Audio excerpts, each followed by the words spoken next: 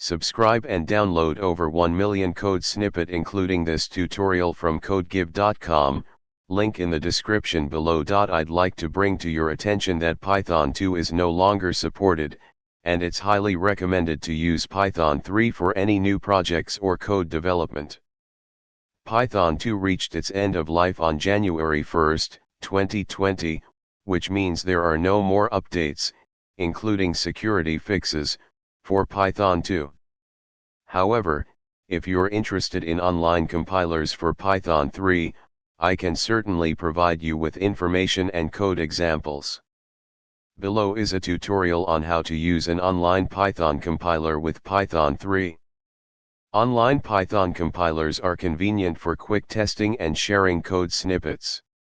One popular platform is Repl.it. Here's a step-by-step guide. Go to Repl.it, and you'll be greeted with a variety of programming languages.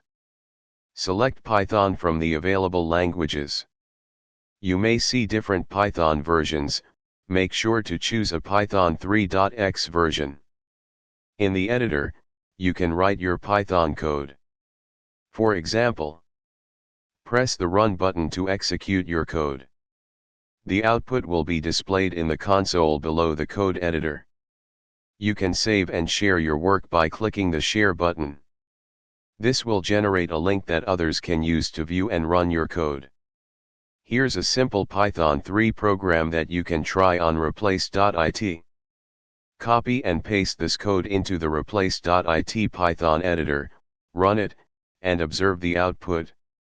Remember to choose a Python 3 version when using online compilers to ensure compatibility with the latest Python features and improvements. ChatGPT.